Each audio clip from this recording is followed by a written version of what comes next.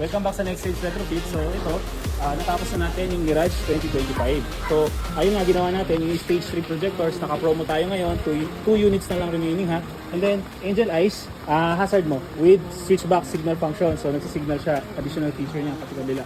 So ayun, inayos na rin natin yung kanyang Zenlo. Hindi sa atin to, buksan mo dilaw. So meron siyang Zenlo si Sir, nakakabit dito sa labas. Ngayon inayos namin, ilagyan natin sa kabila. So nakiusap siya. Actually ito lang yung pinunta ni Sir, talagang gusto lang yung paayos ng bracket. Patayin mo nga. Pero inayos natin yan, tapos na-opera natin ng projectors. Yung proper lighting talaga. So ayan, yun yung niya, Zenlo niya. Nakatago na, maganda na yung installation. Tapos, ayun, so basically yung kinabit natin. Meron din siyang fog light. So yung fog light niya, ordinary pa na LED. So sunod, babalik yan si Sir, papaprojector na rin yan. Medyo kurang kasi tayo sa oras. So ngayon, ito yung natapos natin. Papakita natin yung output. So ayan, stage 3 yan with Angel Eyes. O sige, tingnan mo sa harap.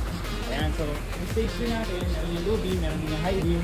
Ayan. So ngayon, sa ilaw kailangan meron tayong magandang white na malinaw at saka merong yellow Zenlo. Yan. So pagka ganyan yung lighting mo, kahit naka-dark theme ka, goods na goods yan. So yan yung ideal. So yellow sa fog light, tapos white sa headlight. So papakita namin sa post kung ano yung output niya sa kalsada. Sige, balik tayo. Iyaran mo tayo. Patay mo muna daw.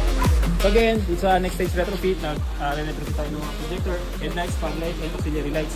Kahit yung mga bagong kotse like Zenix, BYD, MG, yung mga electric cars na mahirap talagang ayusin ng ilaw, pwede ginagawa rin natin yan, kinakabitan natin ng auxiliary lights. Message lang kami dito sa Next Stage Retrofit at ako makausap niyo, Marvin Lim. Tingnan natin kung anong mga advice natin sa mga customer. Thank you!